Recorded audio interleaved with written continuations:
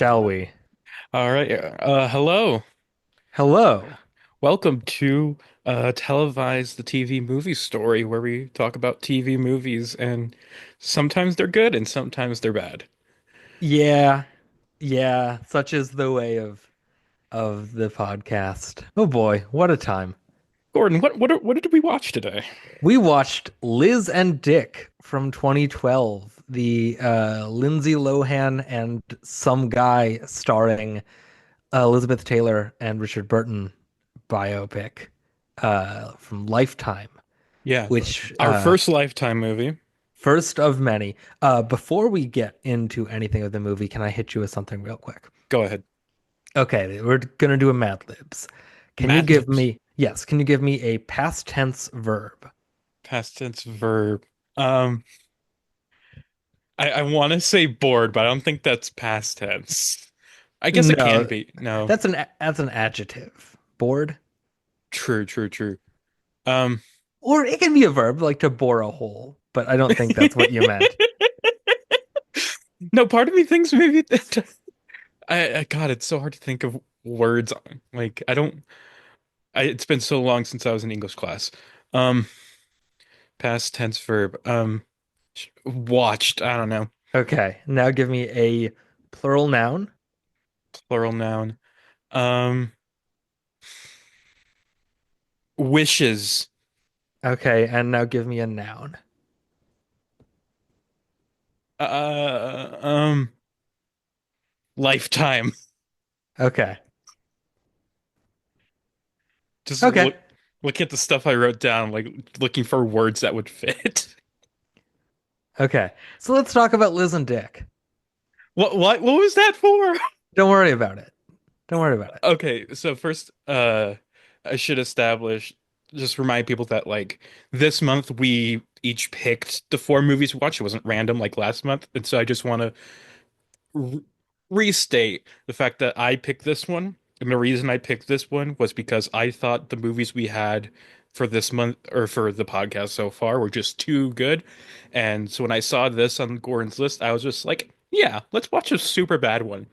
But I was super disappointed because it wasn't even as bad as I wanted it to be. It was just boring. It's just dull. There's good stuff to it. There's stuff that I thought was interesting. But That's the problem. it's not fun bad. It's not the train wreck that you expect when you tell someone it's a Lifetime movie with a 2012 Lindsay Lohan as Elizabeth Taylor. Like it's not messy in the way that I wanted for being a movie about such a messy relationship, which Yeah, is a shame.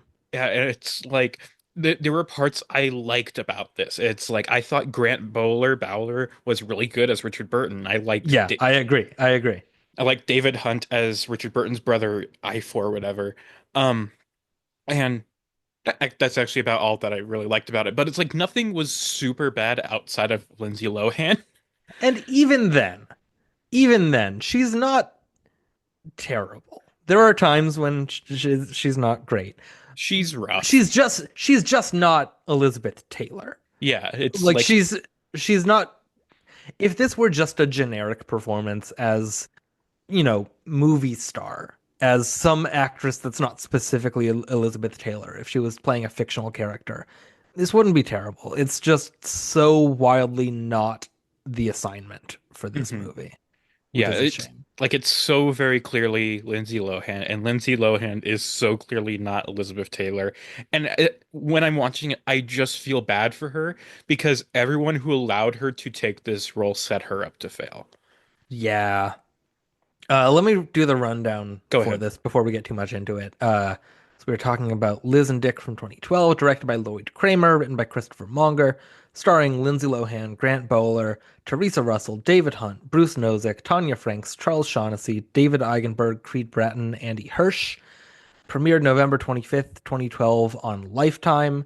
Got 3.5 million viewers. Was the fourth most watched Lifetime movie of 2012. Which, sure.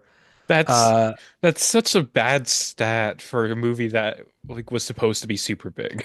Yeah, there was a lot of hype around this one. There was a lot of promotion around it, and it finished behind a Steel Magnolias version, Oh, that uh, some like true crime documentary that doesn't have a Wikipedia page, and Abducted the Carlina White story, which I think is maybe also a true crime thing, but is at least fictional.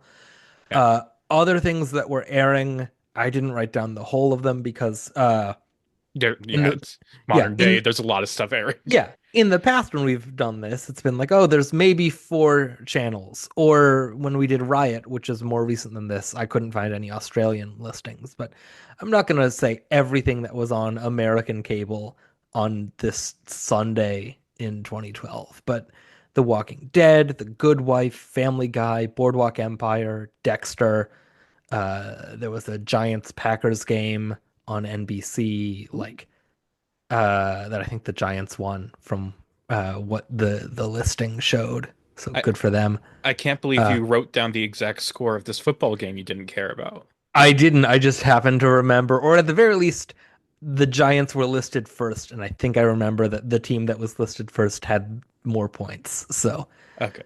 that is the extent that I remember that. But yeah, I like looked up like the only of those shows that I've seen any of is The Walking Dead, and even then I didn't like actually watch it. I just skimmed through it on Netflix to see the stuff with the actors that I liked, and then stopped watching once they killed them off. But it wasn't even like a particularly interesting episode. Like nothing seemed to, so not a lot of options on TV, but oh I well. mean, from the list you had, there were a lot of options, like Walking Dead and Yeah. Dexter. It's like this is the beginning of the golden era of television. Yeah, but this is not among that. No, This it did get two Emmy nominations, it did for which it lost for makeup makeup. and for hair. Yeah. Lost them both to eventual episode here behind the candelabra, which is Yes. one that I very much want to get into. But uh, that's an interesting TV biopic about a relationship of famous entertainers. Yay, This Matt is Damon. not. Yes.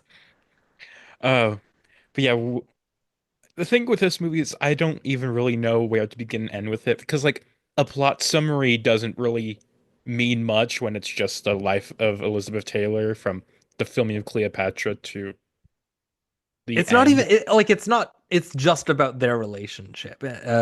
Like it's not it doesn't get into them as people other than Richard Burton really wanted an Oscar and Elizabeth Taylor had body like issues, Hmm. like body image issues. I guess that's the extent that they really get characterized outside of their Yeah, relationship like with the each thing about other. her hands or whatever. Her fingers are getting fat, and so he gets Yep. her a giant diamond engagement ring, so that they look smaller is the sort of joke that he uh sets up. I think Uh I think a good place to start with this movie is maybe the framing device, which features just uh Liz and Dick just in this black void, wearing black clothes, just sitting on these two chairs and just talking directly to the camera. It's just with sort of like omniscient, like it's not explicitly this is them in the afterlife reflecting on their time on Earth, but like it is pretty much set up like that. They're like narrating their lives Mhm. from from death. Because she had only been dead for like not even 2 years at this point. She died like Yeah, she died in spring of 2011. 2011. Yeah. Yeah. So, yeah, a year and a Obviously Burton had been dead for a good deal longer, but like, yeah, it's so nothing of a framing device that I wasn't even planning on mentioning it because there's nothing there. I what I did think was funny about it because it's like again, it's like we're actually gonna be like picking like what's the thing like the metaphor when you're like nitpicking things like I don't even know Yeah, just but like pulling at threads yeah, or whatever. exactly. There's so little to actually like make fun of about this movie or anything that's interesting, so might as well talk about this. um there was this point like very early on in the movie, like during that first scene where it's like Richard Burton like walks in onto the set or whatever. He looks over and it cuts to a shot of Lindsay Lohan in the little void, right? And it was just this weird editing moment. And it's like Which this like movie this movie because isn't that's well also made. not how it opens. It opens with Richard Burton on the last day of his life, writing a letter to her, and then it cuts back to Cleopatra, and then it cuts to the void, and then it's Yeah. linear from there with cuts away to the void. But it really took me out there. I also just the way the text, like the title cards in this movie, is very iMovie effect of they're like wiping across the screen, like one letter at a time. And the one of the last day of Richard Burton's life is so. Here's where I can bring in the Mad Libs thing. To bring it to the end of the movie, the final title card, it does that, but it also withholds the last word of every line, like a second after. So it goes Elizabeth Taylor kept Richard Burton's letters for the remainder of her life. And it's like, come on, like for the remainder of her, what do you think you're doing by like what is that supposed to achieve? What do you think you're like withholding and then revealing by for the remainder of her, which like the Mad Libs thing doesn't really work because you did pick lifetime as your noun, so it ended up working anyway. So good for Sorry you for about that. that. But Elizabeth Taylor watched Richard Burton's wishes for the remainder of her lifetime. I'm sorry I didn't say anything funny. You accidentally beat the game of Mad Libs, which I didn't know was a game you could beat, but there you go. Uh, Um, but yeah, just the this movie is real weirdly paced. It takes a good while for them to stop hating each other. And then when they stop hating each other, it's because he reads his dialogue from Cleopatra and they get so horny they start making out. And then from then on, they're just fucking, mhm. which, Yeah, okay, sure. it's like I guess this might be true to life, but it's like it basically just like goes in a circle where it's like they hate each other, then they fuck, then they hate each other, then they fuck, and it just like just kind of loops through that for the whole movie. And it doesn't do it in an interesting way. Like you can tell interesting stories. You can have these interesting relationship study, like, excuse me, even in like stories about real people, even in like biopics about real relationships. You can do that tempestuous thing and have it work. And this doesn't really have anything to say. I like, I'm no scholar on either Elizabeth Taylor or Richard Burton, but I only like learned quote unquote two things about like from watching this movie, and only one of them is really substantial. One of them is the stuff about Richard Burton's brother, which sure, that's nothing. And the other thing is I didn't realize that Kate Burton was Richard Burton's daughter until there's like a child when he goes home and he goes, "Oh, Katie." And I was like, "Well, that's like we're using the name here. Let me go look up if it's that Kate Burton." And it is that Kate Burton. So I did learn something from this movie, but like this movie is really not bringing anything new to the table that you don't know just from like having a cursory familiarity with the two of them. Hmm. Yeah, it's very clearly just like a cash grab where it's they just wanted to make this cheap movie about this woman who just died and just decide, oh, let's do something about her tempestuous love life. And we'll cast somebody who's in the news a lot. Hey, Lindsay Lohan's been arrested a bunch recently. Let's put her in this, get some press out of that. Yeah, I mean, you look at the names that were floated around as potential casting Yeah, here. It Megan was Fox and Olivia Wilde and Kate Beckinsale were yeah. the ones that Wikipedia listed. So like they weren't like all respect to all of those women, but like they weren't going for like a Academy caliber acting here. They were looking for who is, hot and popular and can get a lifetime audience to tune in to your movie. And they got like 3.5 million people. So okay. Uh, Clearly didn't work out too well in the end because I mean, people really hate this movie. This is one of the I I'm gonna venture a guess that even though our like list of 4,000 movies, well, it's not gonna show up now because you've taken it off the list. But like if you were to rank it by lowest rating on Letterboxd, this would be in the bottom 100. Oh, Uh, most definitely. Like, like what's the letterbox rating on this? You look up what the rating is for this, and I'll find out what number 100 is for lowest rated. okay. I went the other way. I had pulled up the list already, but let me find so Liz and Dick is on Letterboxd at a 2.1. Yeah, the number 100's at 2.3. So So yeah, this is and like I get it. It's bad. It's I just like I can't be bothered to get that upset about it. Like I don't have an attachment anywhere to feel strongly enough to rate it low. I mean, I don't rate things on Letterboxd in general, but like it gets a low rating not by being horrendous, just by being nothing. Mhm. And I don't know. also worth noting, just looking at this list, two other Lindsay Lohan TV movies are also in this bottom 100. Falling for Christmas and of course Irish Wish. Of course. Of course. Yeah, I mean, where do we go Well, from here? let's Let's talk just about Lindsay since we're on her now. Um, Again, she like, yeah, she is both like she is the most memorable part of this movie because at least there's something interesting with how like not good she is. Like there's of course like the famous line reading, "I'm so bored."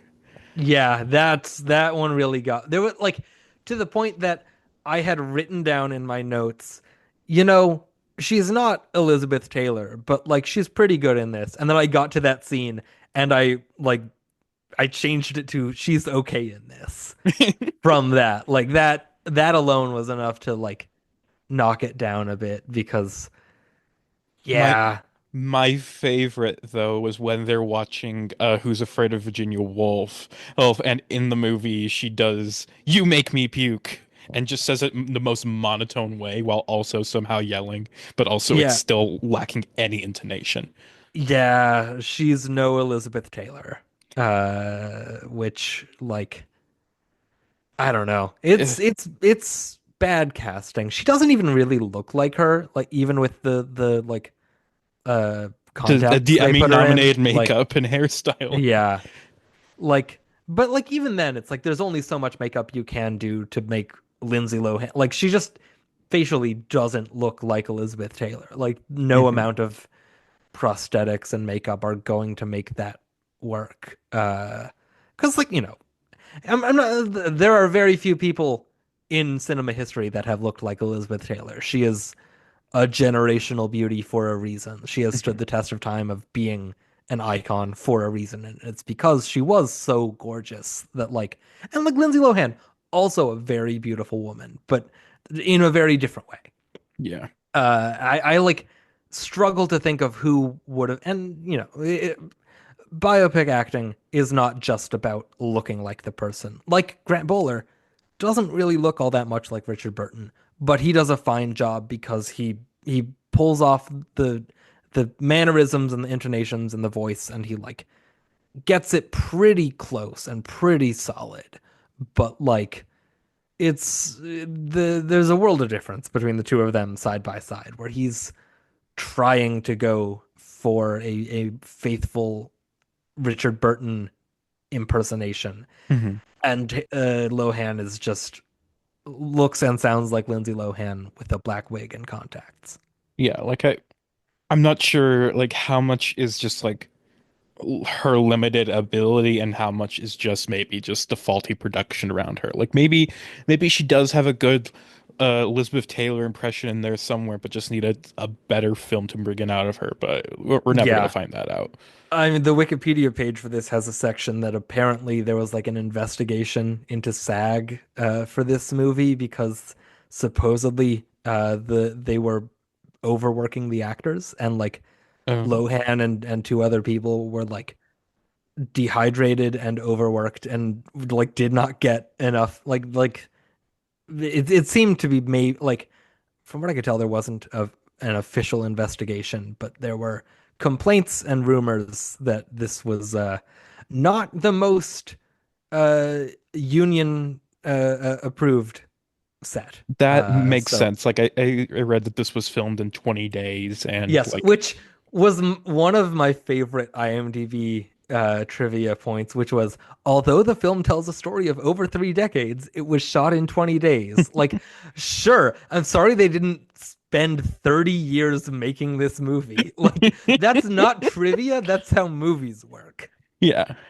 But Despite the fact that Elizabeth Taylor is dead, Lindsay Lohan was alive when she played her. Like, what are you talking about?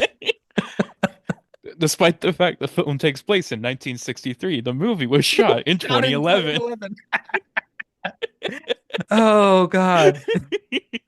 I love stupid IMDb trivia like that. Like, what was the one? It was the It was episode that we did it was on Babes in Lonely Toyland. Hearts. No, there was one on Lonely Hearts on Oh, Lone Lonely Acting Hearts. Nominees that was something like despite the fact that Montgomery Clift's character says he's allergic to alcohol, in real life the exact opposite was true, and I said that Oh yes. alcohol was allergic to Montgomery Clift. I think about that all the time. One of my dumber jokes, but I'm very proud of God. Yeah, that. I remember that now. But I ooh. wonder if alcohol was allergic to Richard Burton, because that's the characterization they give him. That's what they Mhm. really go deep on is his alcoholism, which like, obviously played a major factor in his life. I'm not downplaying that, but like And his that is death. yes, which some argue is the most important part of one's life. True. But yeah, I mean, like they really write that off as shorthand for like, well, okay, we've taken care of Richard Burton as a man because here's what we're saying about who he was. He was an alcoholic. That's the character we're giving him. That's it.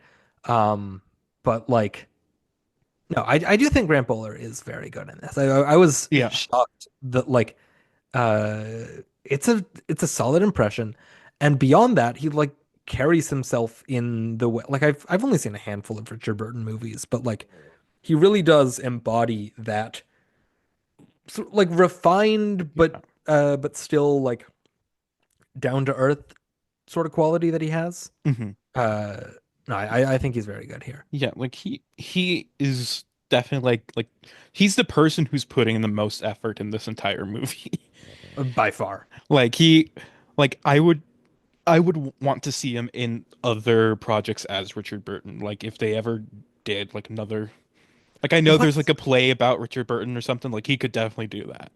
what's that book that like has an extended aside with Richard Burton as a character in it that I think is like on the set of Cleopatra? Let me look that up because I have like no idea what you're there's talking about. some like popular book like fiction that still like has Richard Burton as a character. Let me see. Has Richard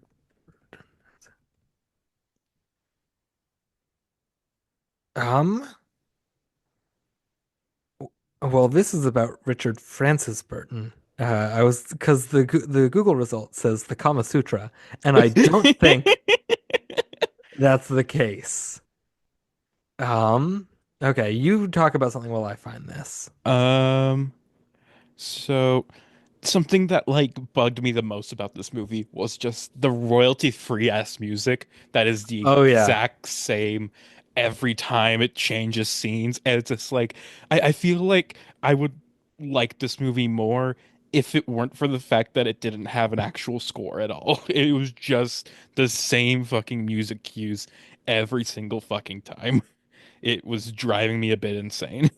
Yeah, it's very, I mean, you can tell this was not a super high budget production, even though it looks fine. Like, but like you can tell that they were cutting corners when they could. Absolutely. Like Um, this like yeah, it's a Lifetime movie. We know what that entails. I yeah. mean, at least I do. I know I've had to watch so many Lifetime movies for my Christmas Carol project because there's so many like Christmas movies that they make that are based. basically just that that are an adaptation of A Christmas Carol, except it's set in the modern day and Scrooge is a woman and blah blah blah blah blah. It's just like it's the same thing every single time. There's like 10 of them, and I'm getting sick of them. But at the same time, Yeah. I will not stop. I'm still not finding this Richard Burton book that like it's one of those like it's n- I mean I don't read a lot of books in general, but it's one of those like semi-recent like very popular online. It's not The Seven Husbands of Evelyn Hugo, but it's something that like I feel like I see get brought up in the same conversation as that one as like a big popular book that people like. I don't know, just like I it's gonna drive me crazy because I don't know what you're talking about. I apparently don't either. But what But I knew about though was like there was a play called The Motive and the Cue, which was in London like just a couple years ago. That's about Richard Burton making Hamlet with John Gielgud, and it's right. like it was just about their relationship during that, and Elizabeth Taylor's in that, and also has like like just looking at the cast, he had Johnny Flynn as Richard Burton and Mark Gatiss as John Gielgud, and Tuppence Middleton as Elizabeth Taylor.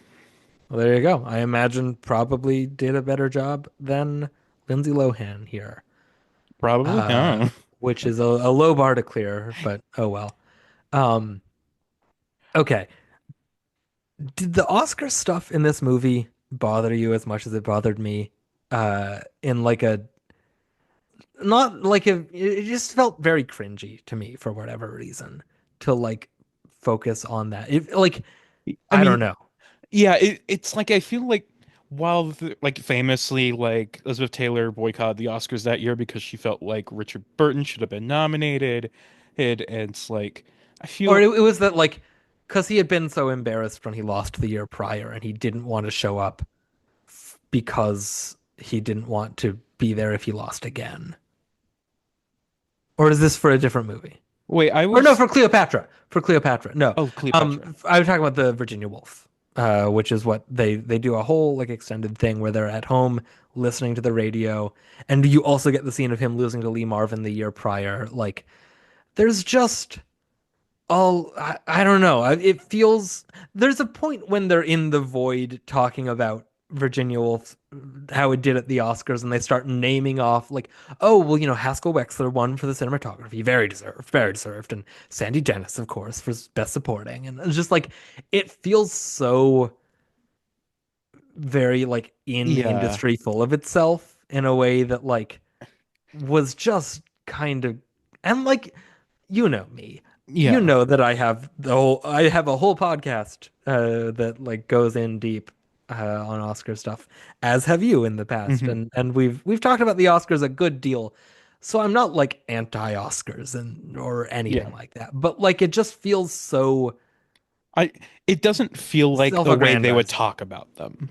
No, yes, it feels very screenwriters in 2011 writing words into the mouth of like I don't know. I don't know. It It just yeah. it rubbed me the wrong way. Uh like I don't know. It was annoying. It was in fact annoying. And but yeah, I am running low on things to talk about here. Yeah.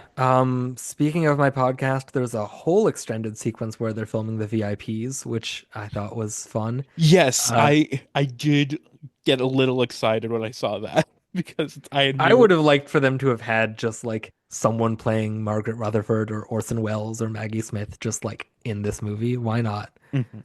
You're casting like fucking Creed Bratton to play like who was he in this? He Somebody was Daryl big. Zanuck. Zanuck, right? Or like David Eigenberg for Ernest Lehman for a scene. Like, I don't know. What are we It doing since here? you got Cree Bratton, you should have gotten like Phyllis from The Office as Margaret Rutherford. Not bad casting, honestly.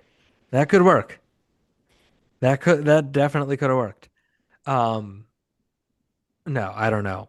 Do I have other things to say about this? Oh, you mentioned you would like to see Grant Bowler in other projects as Richard Burton.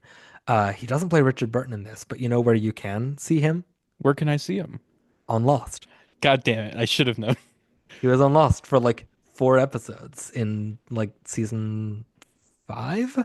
That would Is that be. part of why you had this on your list, or was No, it? I like one didn't know who played Richard Burton in this until today, and then two pulled up his Wikipedia page and was like, where do I know this guy from?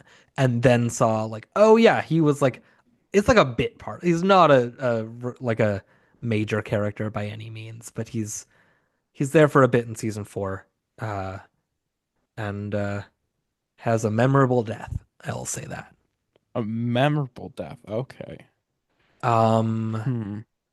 the scene where Liz faints when she's told that Richard Burton is dead, and it's just Lindsay Lohan just like doing a dead drop to the floor is especially bad. Um, I like when Eddie Fisher comes back to the party where they're all there, and it's like, oh, and he like it's been in the news that there's maybe this affair going on with Elizabeth and Richard, and he's like, oh, Richard, what are you doing here? And he goes, oh, I'm sleeping with your wife. And it just and then like makes her say in front of the whole party that she loves him, not Eddie, which like dick move, dick. But Dick move. I did like the delivery of, oh, I'm sleeping with your wife. I thought that was fun. And I did. I'm not sure if I actually liked it or not, but the scene with like uh Richard Burton's wife Sybil, like right after that scene, it's Yeah. like I can't tell if the actress playing his wife is doing a great performance or a terrible performance, but she is certainly up there. It is a big shouting scene. She's also very Welsh, Scottish, something like that. And I liked the moment. I liked the actress. I'm not sure if it was good or not, but it was an enjoyable scene at the very least. Yeah, it was a big moment. I did not I did not clock anything about her performance to like have an opinion on it. Apparently, she was a regular on EastEnders for like almost 400 episodes. So Great. Love that for her. good for you, Tanya Franks. Tanya Franks. Oh, she was also in My Love Affair with Marriage, a movie I liked. Okay, Well, there you go. not important at all. On her Wikipedia page, Liz and Dick is on her filmography, but is not hyperlinked. Oh man, this is really just a nothing movie. Yeah, there's really not a lot going on here. Which, oh, if only someone had come up with a game for this Hey, episode. Gordon, guess what? I What? have I have a little pop quiz for you Pop about quiz? Elizabeth Taylor and Lindsay Lohan. Oh boy. It's 6 questions, so not Okay. too extreme, but you get a variety here as well. So, first question, which is higher, Elizabeth Taylor's marriages or Lindsay Lohan's arrests? Oh, that's a good question, A- actually. And I'll say it's close. Elizabeth Taylor was married. Is this counting both of the Burton marriages? It's counting both of them. Okay. I think she was married 7 times because it was three before, and then him twice, and then I think she was married again either 1 or 2 times after their second divorce. And I do not know how many times Lindsay Lohan has been arrested, but I'm going to say Taylor. Correct. Is Elizabeth Taylor's been married 8 times, including Oh, her two to Richard Burton, and Lizzie Lohan. It's a bit hard to count arrests, but I my number was 7. okay. It's like on one on one pass I thought I saw 9, but then really it was just like 2 for like one single arrest, but with two Multiple different charges on crimes. the same. Yeah. Yeah. It. But yeah. Anyway, um, do you want me to list through the marriages or arrests? You don't have to. I did write them down. If you want to, you can. I will I leave that up to your I I discretion. I do want to. I think it's just Be funny my when there's a guest. lot of names in one list. So Yeah. Taylor married 8 times, First was Conrad Hilton Jr. Next was Michael. I did write down the times, but it comes up in a later question. Okay. Conrad Hilton Jr., Michael Wilding, Mike Todd, Eddie Fisher, Richard Burton again, John Warner, Larry Fortensky, and that's the last one. And then Lohan arrest. She was arrested in May 2007 for DUI, June 2007 for cocaine possession, May 2010 for a probation violation, September 2010 for because her probation was revoked due to a failed drug test, February 2011 for theft of a necklace, November 2011 for a parole violation, March 2013 for reckless driving during the Liz and Dick production. And so, Yeah, because I read about that. She like ran her car into a truck or something, yeah. like And at the very beginning of production. So they had to stall because she was arrested and also badly injured. yeah. Anyway, second question, how long was Elizabeth Taylor's shortest marriage? And can you name Was who the it? I know the second Burton marriage was like 75 to 76. I saw that on Wikipedia when I was doing research. I didn't look at the others, so I'm gonna guess shorter than that and a year, just under a year. We'll say 10 months. And it was her second marriage you're to, you're close. okay, It was her first marriage to Conrad Hilton Jr. with 8 months, okay, but closely was her second marriage to Richard Burton, which was 9 months. okay. Uh, Number three, how long was Lindsay Lohan's shortest stay in jail? Probably like a night. I need an exact time, or Okay. I'll give you leeway depending on how close your time is. Like you can Let's still get it say, technically correct. let's say, okay. So that tells me that one night is incorrect. There wasn't just like a night stay. It's it's shorter than a Um, day. okay. Okay then. So let's say 7 hours. 84 minutes. There you go. Yeah. And it's like I also wrote down like she was overall sentenced to across all her arrests, she was sentenced to 241 days, which is also 8 months, which is also the length of Elizabeth Taylor's shortest marriage, but she only ever served three times. One was 14 days, one was 5 hours, and of course, one was 84 minutes. And all of those she got out Fascinating. early because of overcrowding in LA prisons, of course, LA jails. Fascinating. Question number four. Uh, each of the following actresses have played Elizabeth Taylor, but one of them did not play the actress, just a random woman named Elizabeth Taylor. Oh, that's fun. Who is the fake Liz? A. Lily Allen, B. Elizabeth Banks, C. Helena Bonham Carter, D. Sherilyn Fenn. Okay. I'm gonna rule out Sherilyn Fenn because she looks so much like her that it would be wild to like cast her as somebody named Elizabeth Taylor and have that just be a coincidence. Mhm. Same goes for Helena Bonham Carter. I could see I mean I don't know what I don't know what any of these projects would have been. And who was the first one? Lily Lily Allen. She's Allen. like a British singer. I know the name. I don't know much about her. Certainly not her acting career. I'm gonna guess Elizabeth Banks just played Anne Elizabeth Taylor. That is correct. Elizabeth Banks played a woman, like a nurse, I think, in the movie called A Mistake, which is what Liz and Dick should have been called. Uh, Yes, but the other three, Lily Allen played Elizabeth Taylor in How to Build a Girl. Helena Bonham Carter played her in Burton and Taylor, which came out, I think, 1 year after Liz and Dick did. is that the one that has oh God, what's his name? Dominic West is Richard Dominic Burton. West. Yes, Yes. which I thought was this one. I thought this one was Dominic West until today. Um, uh, But yeah, like that was Burton and Taylor, and then Sherilyn Fenn played her in a TV movie in the 90s called Liz, the Elizabeth Taylor Story. right, which I is definitely on our list because I remember seeing that Oh now. yeah, both Burton and Taylor and the Elizabeth Taylor Story are on our list. Okay. Number five, two truths and a lie. Number one, Elizabeth Taylor's final marriage ceremony was at Neverland Ranch. Number two, she was good friends with Colin Farrell.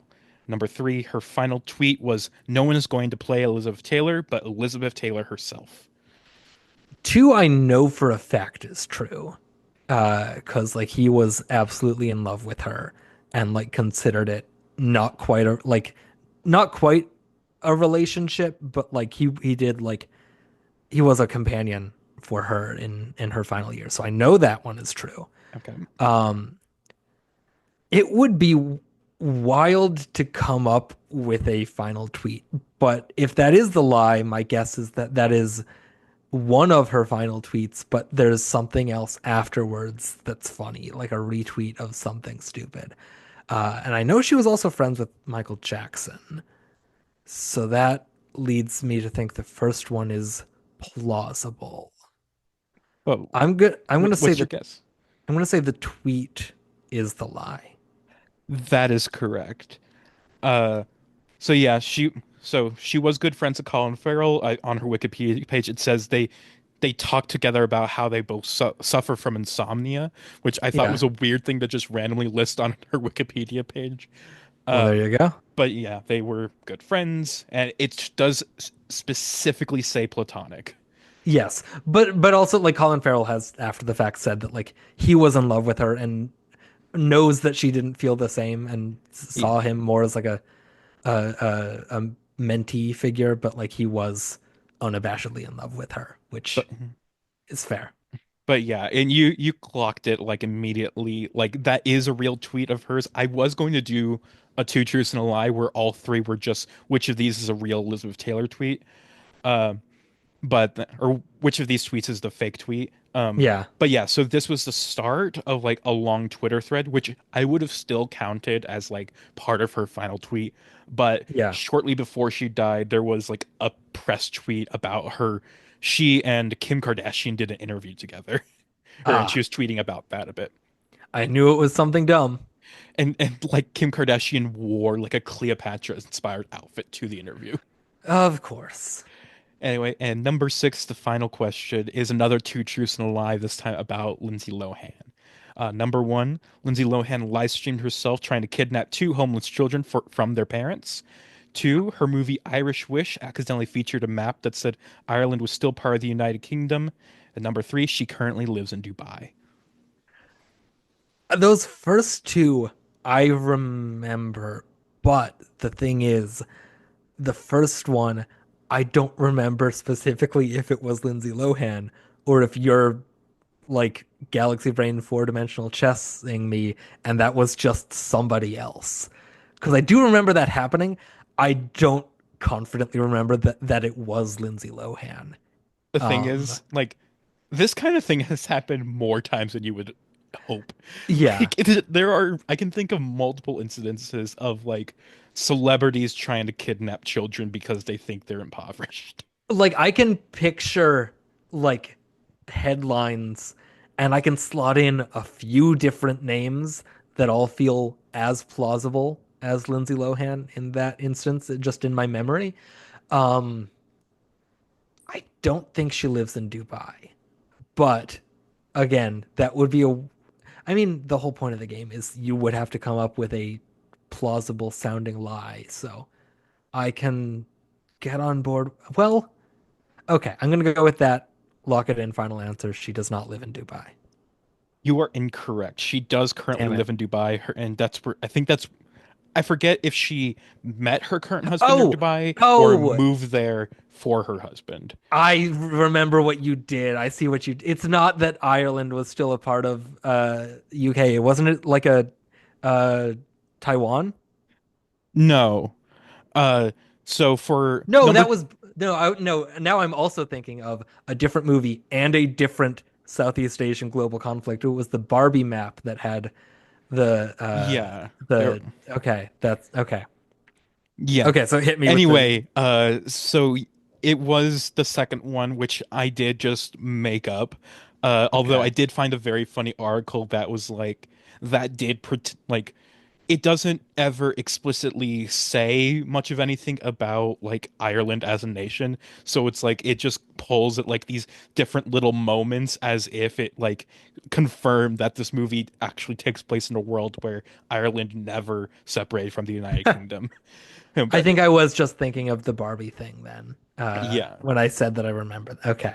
But it does sound like a thing that would have happened in that movie Oh, it because does. Yeah. but yeah, and apparently, when I was like looking up things about Irish Wish, because I really wanted to bring it up, it's like apparently at one point she says, "I feel like I'm in a James Joyce novel," as if she's ever would have read James Joyce. And like the article I was talking about pulled up like the only time James Joyce ever mentioned the area she was at, and it's just like at the cliffs of whatever. It's like it feels like I'm staring into the void or something like that. Well, there you go. And it's just like, but yeah, and the first part where Lindsay Lohan live streamed herself trying to kidnap two homeless children, it I simplified that story into that line because one, the real thing is much more insane, and two, it's a lot like depressing. Like she actively tries to take them away, and they have to like push her to the ground in order to get her to stop like trying to take their children. It's a rough Yeesh. video. Yeesh. And also like shortly after there was like an interview for Paper magazine she did, or it was a photo shoot, and the only thing she would say about it is like I misread the situation, I've learned from it. It's like that is such a wild thing to say about a scenario like that. Oh, wow. Yeah. Yeah. Oh boy. Anyway, Liz and Dick. so yeah, you I don't even remember how many you got right. I wasn't counting. You I'll But say it's for the love of the game. I'm not in it for the points or the prize money that I will so selflessly and graciously forego, that I'm sure you had prepared for me. I think Uh, you got 4 points though. okay. Four correct. I'll take 4 points. Thank you. Thank you. That Anyway, was fun. That was fun. That was fun. yeah, I You got me. You got me with some of those. I I'm Those were glad you had fun, and I hope Christoph and whoever else is listening had fun as well. Christoph. The thing is, we've actually been getting some good numbers, at least on the first few episodes. Okay, I actually haven't checked. I haven't gone in on that. I know you've told me what the login is for our uploads to see that, but I forgot and haven't done that yet. So maybe after this recording we can look at some of that. So for the time being, I have no idea if people even do listen to this podcast. But if you do, thank you. Much appreciated. It sounds like we're wrapping up, by which I mean I started talking like we were wrapping up, but Yeah. do we have anything? I mean, anything else here? Not really. I did just go through all my notes. It's like whenever we do the game, that's like a sign that we are going to start ending the episode. Yeah, that sounds about right. Uh, but yeah, tune in next week when we talk about the late night, The Late Shift. the late shift, if that's right. The movie that David Letterman hated a lot and made fun of John Michael Higgins a lot for.